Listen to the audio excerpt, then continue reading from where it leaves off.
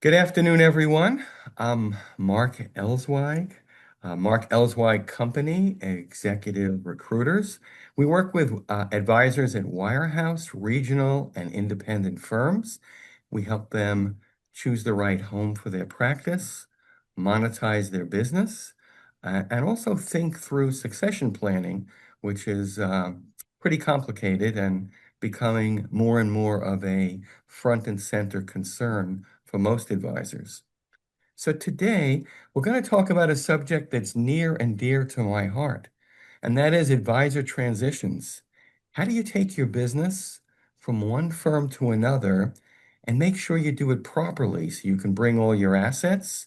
So the move is basically, becomes part of your growth trajectory and helps you build your business. And at the same time, how do you avoid painful and disturbing setbacks, which unfortunately does happen. So today we have an expert on this topic. I'm joined by Grier Rubeling, and she's been helping advisors all over the United States make good transitions and transitions that are beneficial to them. She's helped ensure that the transitions are going to be successful and that they can avoid making a lot of mistakes. And what we're going to talk about is, with Greer, 6 things that advisors need to think about prior to making a transition that are going to help that transition be successful. So I'm just going to chat with Greer for maybe, I don't know, 20 minutes or so. Then we'll open it up to your questions, which should be really good. And so let's get underway. Greer, thank you very much for being here, and looking forward to learning a lot and getting underway. Yes, thank you for having me. I'm always happy to talk about transitions. It is also something that is near and dear to my heart that I've been doing for a long time. And um, yeah, it's an interesting lifestyle. So I love sharing it with others. That's great. Oh, that's really great. So I guess the first thing I'd ask you is, you've seen a lot over the years in your work with many advisors. What kind of separates advisors who make a successful transition from those who struggle, from those who don't? I would say that the biggest thing about transitions for me is managing expectations Mm-hmm. and doing your research. And by managing expectations, I really mean all parties involved, managing your own expectations, Mm-hmm. not setting your goals too high, but also knowing everything that you need to know prior to the start of a transition, managing the expectations of your team and those that are going to be involved in the process and making sure that they understand the level of commitment that is going into a transition, managing the expectations of your clients, most importantly, asking for patience and grace and really just knowing everything that could happen. And so preparing for the worst, but hoping for the best and That's right. just being as prepared as possible. Yeah, well, that's certainly good advice. When you work with advisors around transitions, do you find that there are certain misconceptions that some advisors have? Certain things they really don't understand? I think that there is a vast spectrum of misunderstanding in this Mm, space. And I think that the industry itself kind of lends a lot of lends a lot to that because transitions in many cases are very confidentially natured. And so when advisors are participating in these transitions, they aren't even really sure where to turn to get answers to their questions or even what questions that they need to ask all the time. And the parties that are involved in the process sometimes are really involved and giving you advice based on their viewpoints and their services and products. And so you could be getting skewed advice and you're not even really sure that you are because you're not sure who to turn to who can be an agnostic resource for you. well, So you rely a lot on what people are telling you, but you aren't always necessarily aware of what those people's intentions are. right. Right. See, that's why you need objective, experienced advice as opposed to off the cuff, hearing Absolutely. about this and hearing about that. That's, Yes. yeah, not really good enough. So let's talk a little about the advisor decision-making process. So if an advisor is contemplating a change or going to a particular firm, how do they I don't know, what should they keep in mind in terms of evaluating prospective firms? Well, I think that there's a few different areas of evaluation that they really need to focus on. There's one, the model that you should be in, period. If you're an advisor that's in Hmm. any model right now, you are probably making a change because you want to change models. And it's really important to understand what those models are and what your options are, and to decide based on not just your current book of business and your current clients, but what you want your book of business to look like, what you want your business to look like. And in those cases, if you are choosing to, say, start an RIA versus join an existing RIA, then when you are reviewing the RIAs that you could be joining, it's really important to know exactly what you're looking for. So making a list, um, deciding what your non-negotiables are going to be, deciding how this firm is going to support you and what you need out of that in terms of billing, culture, products. There's just so many things that can go into the process. And I think we can all get very lost in or caught up in the conversations and really lose sight of what it is that we are looking for and what we truly need to make our business successful going forward. Right. So it means advisors, especially if they're going independent or moving into a new business model, they need to be able to envision, first of all, understand the model, and then Yeah. envision the kinds of things they'll be doing in that business model that maybe they're not doing now, and be able to plan for that. Yes, I think you need to stress test your book of business Hmm. where necessary. So determine the parts of your book of business that you want to bring with you, that you want to be able to support, and make sure that you're asking the right questions of the firm that you're joining, the custodian, any technology firms or service providers that you're using. Make sure that you have solutions for anything that is a current part of your book of business and a current thing that you want to be doing, but also anything that you want to add to that. If you want to add financial planning, if you want to Right. add tax planning, if you want to, start doing alternative investments, whatever it is that you want to be able to do on top of what you are doing now and why you might be changing the model, make Hmm. sure that you're asking the right questions and reading the fine print on all of the services and all of the firms that you're working with to make sure that they can support those things so that you don't just end up in another model or with another firm that isn't going to support your growth the way that you really want it to happen. Right. So it's kind of envisioning where the puck is going, so to speak, and make Yes, sure that you're going to be fully set up for that and not just doing what you're doing now.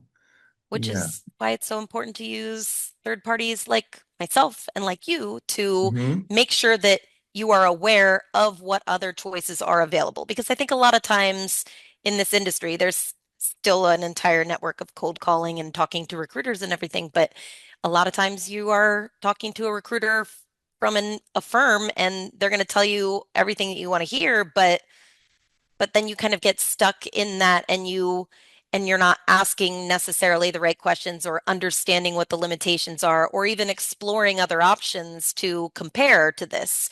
And that's really important to do. Yeah. No, I strongly agree. Everything has to be cross-checked with Yes. people who are at that venue now, product specialists at the prospective firm. Everything has to be thoroughly cross-checked. Yep. What about type of transition? I know you've kind of told us a little bit about that, but what do advisors need to keep in mind depending on the type of transition? Or whether they're joining an RIA or going to an independent broker dealer, whatever. Yes. This is Um, this is a hot button issue and um is something that I always like to suggest that advisors talk to an attorney and have their contract reviewed up front before really Mhm. even having conversations with other providers. And that's only because like the broker protocol was created by a few of the larger broker dealers back in the day, and even I believe two of the three firms have dropped out of the Correct. protocol at this point. Correct. And the protocol is very specific, but it doesn't apply to every situation. However, it's not always clear cut on where it does versus does not apply. And even if you understand that the protocol does not apply to your situation, it does not necessarily mean that you can just take all of your information and have all of your client information with you and be able to do something with that moving forward. And most of the firms, well, all of the firms that you're going to be joining, in most cases, they're not going to be able to take your client data even before the transition starts, even if you can. And so there's so much that can go into what type of transition you are dealing with and how that affects the client information that you take with you, the timeline, and the process, that it's really important to speak with an attorney to understand that type before you even have conversations with others. And each of the firms that you might be joining will have their own internal legal counsel, but internal legal counsel is there to protect them, not Mhm. to necessarily advise you and give you the best advice. They're there to protect the firms that they work for. So it's really imperative that you seek out legal advice that is also agnostic and geared towards your wants and needs Yeah. so that No, you I can think understand that transition type. Yeah. No, I think that's very good advice because even if you're at a protocol firm, there are only five pieces of contact information that you can take. And you That's have to right. understand you can't take any non-proprietary, any non-public rather information like social security numbers or account holdings or Yep. anything like that. Plus, even on the independent side, sometimes sometimes advisors aren't as independent as they think they are depending on how the firm contract is written. So that's another thing. That's another reason that an attorney is really something that advisors should seek out. I agree with you. Uh, Everything is left up to interpretation. And you're right. Even if you are in an independent model, there's things written in your contract that can affect you bringing that information with you or you being able to solicit those clients. If you have ever been part of some internal structured sunset deal or something like that with an mhm. existing advisor at your firm, it could be written into your contract that those advisors are not, they do not belong to you, even if you are in an independent model. There could be certain situations where you are thinking that you're going to be able to bring all of this information with you, but you don't even know how to access it necessarily because the software that it is in is owned by the existing firm Right. that you are contracted with. And the last thing you want to do is go and try to pull information out in a way that alerts them to your plans. And even if they can't necessarily legally come after you for that, they can still make your life a lot harder during the process. Right. So No, it's really important to get some legal advice first. yes, I think so. Um, how can advisors, let's say prior to a move, kind of audit their book of business? In other words, look at their holdings and I guess figure out, Yep. where potential problems in transferability lie and how to address them. Yeah, I think there's a couple different levels to the audit of the book of business. There's definitely the product level, and I will say that most of the custodians are going to ask you to give them a list of all of your products so that they can run it through their software and spit Hmm. back a report that tells you what is transferable versus not transferable. Um, but that's only one part of the issue. That's really only going to tell you on a product level what is able to be moved in a ACAT transfer versus Right. not, and where you might have to find solutions for those products that cannot be done that way. But there's also account types. Every firm does account types a little bit differently, and especially if you're moving from a more captive broker-dealer model to an advisory or fee only model, there's certain account types that just cannot be opened as those discretionary model accounts at the new custodian. For example, there's a lot of differences in 529 plans or 401k plans or any type of pooled plan. And the last thing that you want to do is assume that there's a situation on the other side that is going to be the same as the one that you have now. There's processes for things like securities-backed loans. And some of these custodians, they don't actually have a bank that they have internally. So if you're coming from something like an Edward Jones or a UBS or something like that, where you're used Mhm. to everything being all in one place because they're very sticky and they want to sell you all of the different products that kind of keep you invested, that might going over to like a Schwab and using a custodian, there might not be a solution that is as simple as that. So Right. being able to look at your book of business not only for the products, but for the account types, for the client types, Hmm. for the investments and the way that you are investing, for your money managers, whatever it is, you want to make sure that everything is going to port over and that you are going to have a solution for it, even if that solution is not the same solution that you were currently using. And it's just really important to ask the right questions of the firms that you are joining to understand where you might run into issues. Um, and then there's some of the simple things that can cause holdups and transitions that I like to tell people that they should check on, even though they might not sound like they're the most important thing in the world. Like, for example, if you have a client that has a UTMA and the child has reached that age of Mm-hmm. majority that you can no longer open the UTMA because the child is no longer the minor, like doesn't seem like a big deal. But if you're holding up an entire household's transition over like $20,000 for an 18-year-old, Hmm. that's that's just bad customer service. It's Right. not something you're forcing them to turn over this money to the child, which is theirs anyway, and they should know that from the beginning. But doing as part of your transition where you are now no longer in charge of that account and somebody else on the other side is going to have to process that, and it gives them every chance to provide a level of customer service to that client that could make them possibly want to rethink the decision of moving with you. Like those are just things that can be easy cleanup prior to the start of a transition that you can avoid altogether. Yeah. So there's a lot of moving parts. And Oh, a lot. I guess you really need to think through anything that could possibly go wrong and then have a plan in advance to Yes. deal with that. Yes. Yeah. So It's back to that. that's a Prepare lot for of the work worst. and a lot of focus. It is. And sometimes it's difficult to even understand any of that until you ask the right questions or until you talk to someone that is a third party that can tell you to ask those questions or can point something out to you that you hadn't even thought of. There's just so many things.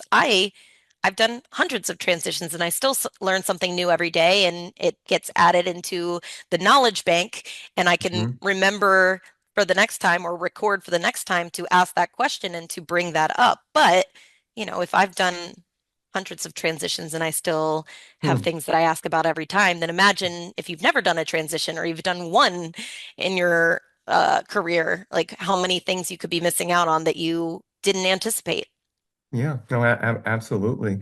So, what about technology? Sometimes when, especially, advisors move from one venue to another, there's not an exact lineup Yeah. in technology. So, how do advisors sort through that?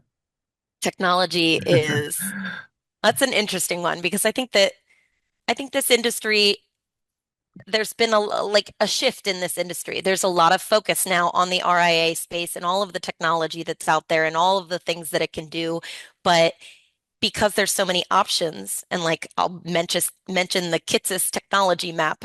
If you've Mhm. seen it recently, I mean, you can't even look at it on the computer anymore and see what the individual pieces of each category are. And so if you're using that as a guide, it can get very overwhelming very quickly, especially because there are several firms that are in different categories on that map. But then there might be other technologies that are in one category. And it's really hard to know how everything integrates together, what you truly need versus what you don't need, what can actually cover multiple categories versus one. And so I think a lot of people, when they're starting an RIA, they get really excited about building out their tech stack. But then when they really get into it, they realize, oh, like this is much more difficult than I anticipated. And so I have a few technology consultants that I rely on that I refer advisors to purely for that. And what they do is very much like what I do for transitions, except they do it for technology. They will go through and they will understand your book of business the way that it is now,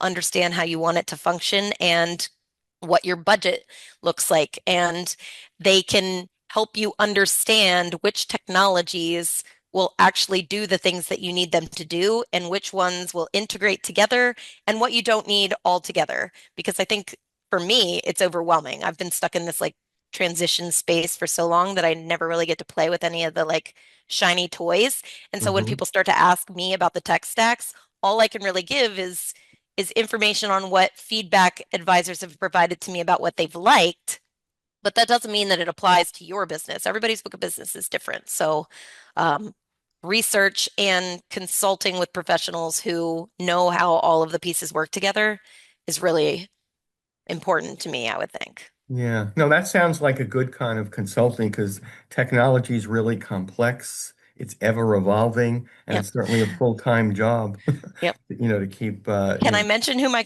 my technology consultants are? Or sure. if you want to reach out, I'm happy to make Absolutely. introductions to them. But Whatever you like. um, there's Verity Larson with Versoft Consulting. I send a lot of advisors to her for conversations. There's Kristen Schmidt with RIA Oasis, and then there's a couple other really good resources out there like James Cantwell and Joe Moss who write about all the different technologies, have a Hmm. lot of resources, are kind of like LinkedIn people who talk about the technologies. So yeah, those are all people that I really rely on for their expertise because I I do transitions and still would never call myself a technology expert at all. I Well, wish.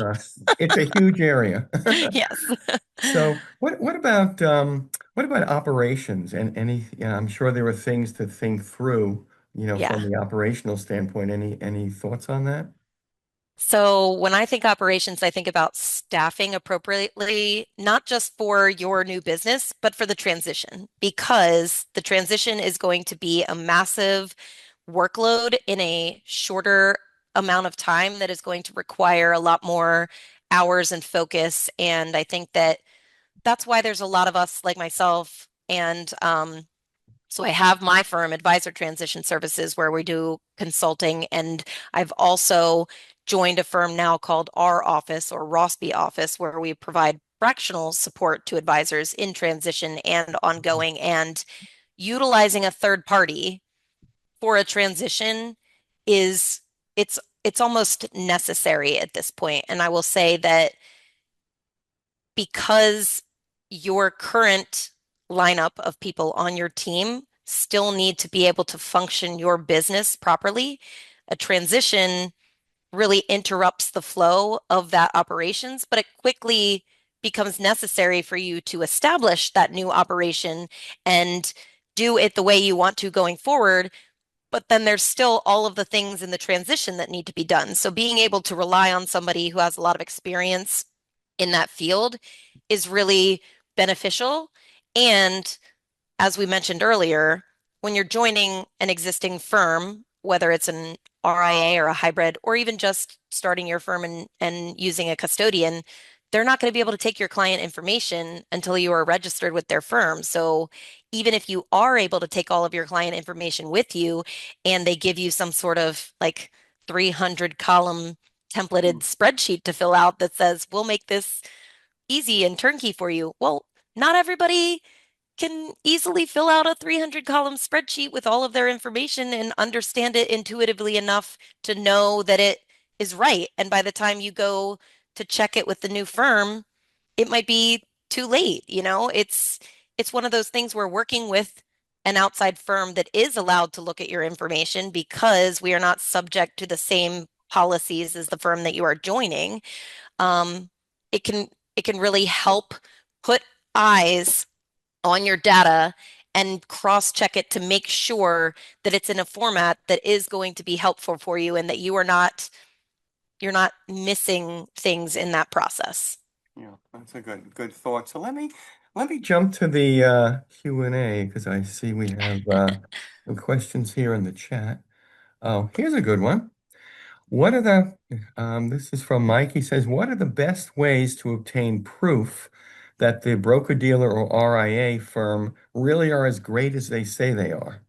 Oh.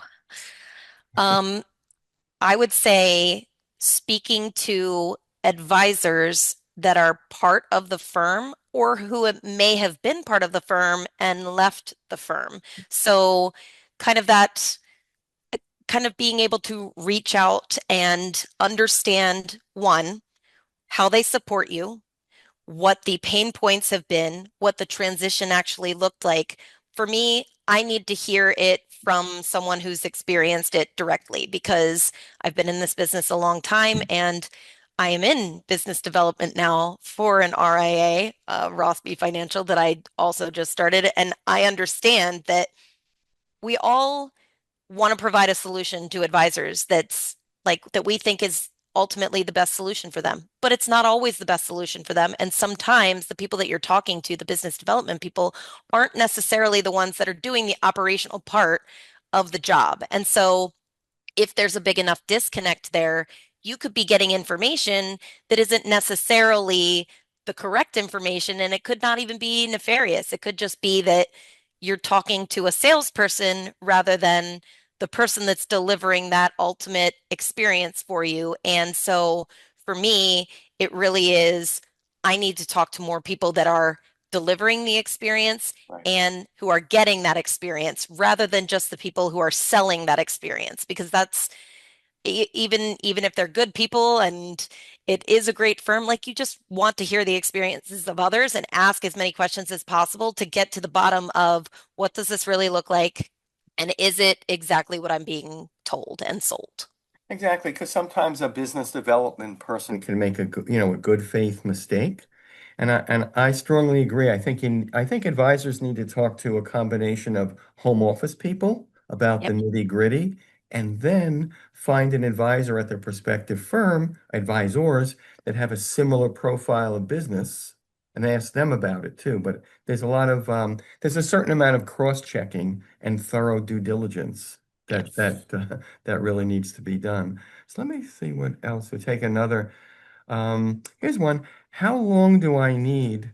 How long before transition do I need to start planning? Planning That's for another really good question with a varying answer. I would say that, as long as you give yourself 6 months of hmm planning, I think it's fine, but it depends on the way in which you are doing the planning. hmm Um, for us as transition consultants, we like to say, hey, reach out to us at least 2 months before your transition start date so that we can hmm help you get all of this data and everything organized into a way that's going to be helpful for you and have enough time to kind of go through the due diligence of this and do this with you. But in terms of planning, it depends on how you're doing the research. If you're doing the research and you really want to have conversations with others and make sure that you're asking the right questions, then that planning timeline can be a little bit further out. But what I tell every advisor is, especially the ones that call me as their first call and just aren't sure where to start, the more questions you start to ask and the more answers you get, the more your timeline seems reasonable and can shorten because it may seem like you're never going to be ready, but the more education you have and the more understanding you have of the process, the more you're going to feel ready. And like newsflash, you're never going to feel 100% ready. So you just need to be comfortable and get to a point where you think that you've done enough research and have enough understanding that you're comfortable picking the timeline and going with that. But I don't think that there's a magic number for everyone. I've talked to advisors who call me and say like I'm planning this in the next 2 years. And I have ones that go, my firm just got sold and I need a solution now because I'm not going to this, like I'm not going to this firm. So I need to figure out I need a solution right this moment. And I think that I've seen transitions for both of those situations be perfectly fine. But I will say if you know you best And whatever amount of time you think you need to get your brain to the Hmm. point where it feels comfortable with the decision you're making, that's more what I would focus on for the timeline as opposed to setup and everything. Yeah, Because that there's fire makes drills in sense. this industry all the time now, and people can get things ready real fast. Right. No, that makes sense. People have to be mentally ready to Yeah, actually, but not 100% because that doesn't exist. exactly. It doesn't exist. Let me take just one or two more because we're right on the half an hour. Let's see. What is what's the biggest mistake advisors make when they try to move their practices? Um, I think the biggest mistake that advisors make is forgetting that what they are doing is essentially starting a new business, at least when they're starting an RIA or joining an RIA. I think a lot of advisors focus on, well, I just need to make sure everything is turnkey so I don't lose any revenue. Well, Mhm. if you're not losing some revenue in the transition, you're probably not doing it correctly because you probably haven't gone through your book of business and determined like which clients or which products or whatever are not a fit for your new model or your new business. You probably haven't gone through and decided which clients are no longer going to be worth your time, effort, money to grow in the way that you want to grow. You probably haven't determined how much everything is going to cost you and the amount of time it is going to take to move that AUM over and what that billing is going to look like. Yes, everybody wants to get their revenue back as quickly as possible. I completely understand that. But if you're not building in some of that grace and some of that like potential missing of that, Mhm. then I'm not sure that you are mentally ready to move. When I started my business now, it was completely different. I didn't have a revenue stream that I could rely on turning back on. I didn't have a client for the first 3 months of my business, and that's how a lot of businesses start is from the Mhm. ground up. So you are starting a business, you do get the benefit of having a potential revenue source right there at your hands, and all you have to do is really like convince your clients to join you. But that's not the norm. That's the exception. So make sure that you are building in some of that like mental and preparative Mhm. like funds to support that it might not just be like a oop, turn it off here, turn it on here. It's not a faucet. It's a Right. business. Right. And it probably won't be because the advisor has to spend a month or a month and a half, let's say, focusing on mostly moving the assets Right. and as opposed to current production. And plus, I find there are always surprises both ways on who comes, who Oh didn't yeah. come. There's always a certain amount of unpredictability, so you have to be comfortable with that. Let me just take one more. Um, Okay. Are there technology tools I could use to track my progress of, I guess, meaning bringing over accounts during a Yes. move? hmm there are. And again, I feel like every one of my answers has started with like, it depends. But it really does. I think that there's a lot of factors that go into how you track things. I think for every transition I did, I always had a master tracking spreadsheet that I used, which is not the most ideal thing in the world because it had to be manually updated. However, it did force me to go in and look at every piece of the puzzle every morning in order to update that tracking and make sure that it was accurate and to review every account and make sure nothing was being left behind. There are firms that have tracking within. However, for example, like if you are maybe using like if you're doing a Schwab transition and you're using Schwab to track things, it's not going, there's no tool that's going to show you everything all in one place, which is why I had a dashboard that I created myself for that because you're going to see the accounts that showed up overnight.